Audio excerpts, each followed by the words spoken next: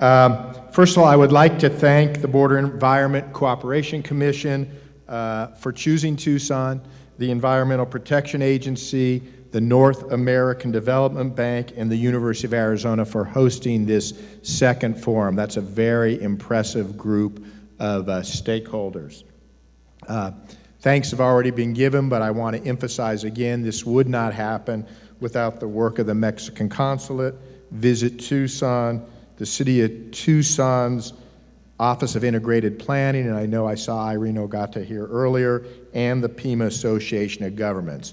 So here in Tucson, we put together a lot of work to bring you the best possible experience.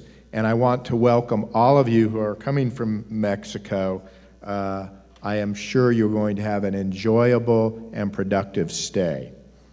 Whether you're an engineer, an architect, or a project manager, whether you're visiting from Mexico or from just across town, we all have something in common.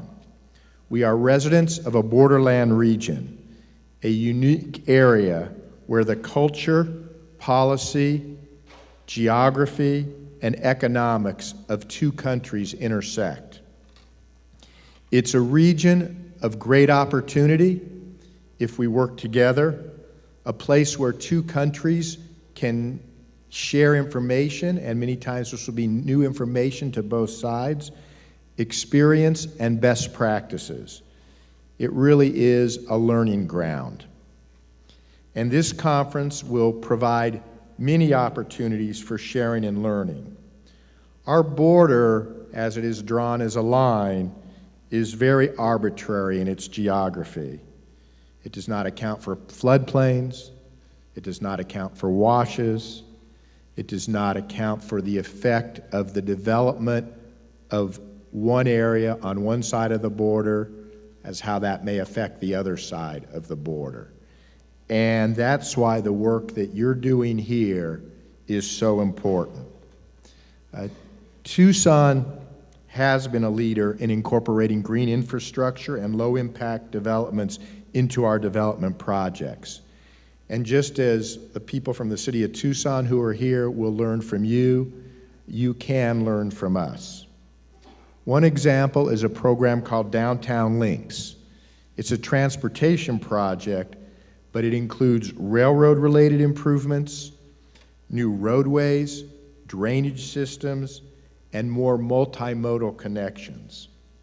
On this roadway project, we've included landscaping, and that landscaping includes recycled concrete, rainwater harvesting basins, and native trees.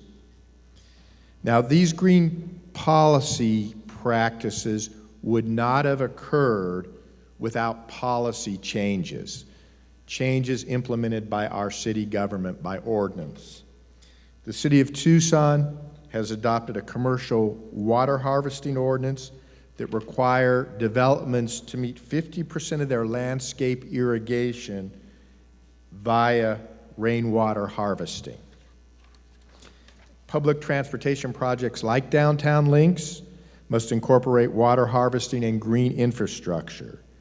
And we've passed an ordinance that require that our new roads in their design component capture rainwater runoff. So it's very significant to all of us who live in a desert that we capture as much water as we can to put back into our water system, either by groundwater or otherwise. We also have a rainwater harvesting rebate program from our Tucson water customers, so we encourage all of our residential water users and commercial water users to be economically incentivized by using conservation techniques. We even have a parking lot regulation that requires one canopy tree for every 4 parking spaces. So we try to make ourselves green with native plants throughout the area. All of this work over many years has made Tucsonans very knowledgeable about and committed to environmental safeguards and green practices.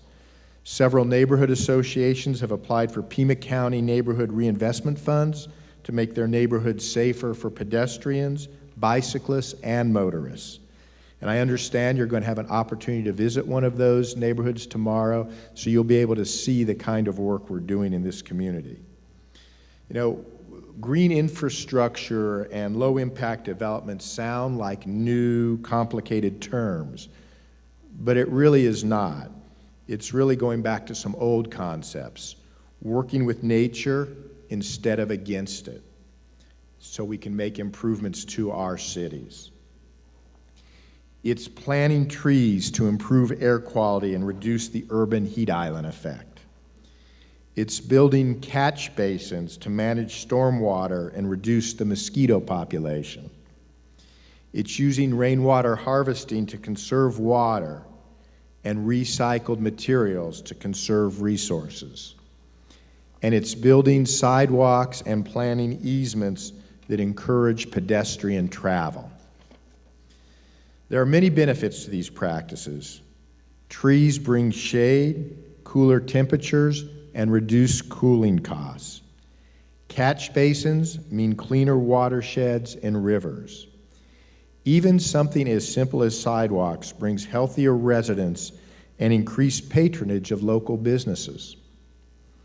So as I mentioned, green infrastructure sounds complicated, but much of it is a return to time-honored practices. Don't waste energy or water. Make your community an attractive and safe place to walk and bike. Be respectful of the earth and its resources. And above all, learn from your neighbors, whether they're down the street or across the border. We can work together to make our borderlands region sustainable and resilient. We see more of this work every day at the commercial level, in the transportation level, even now at the political level. So it's so important that we bring the people who are really building our infrastructure together for these cross-cultural practices. I know that everyone in this room feels as I do, that this is a worthwhile collaboration. If you didn't, you wouldn't be here. So I want to thank you again for your participation. I want you to enjoy your stay in Tucson. It's a great city. You're going to get an opportunity to see a little of it. You're in a wonderful place to see our city here at the University of Arizona. I've encouraged the consulate that after this evening's get-together, that he gets you out to the city where you can enjoy our restaurants and our bars and do some shopping so that you can increase my sales tax so that I can build more green infrastructure for you. So thank you for being here. It's a great thrill to have you in Tucson. Thank you.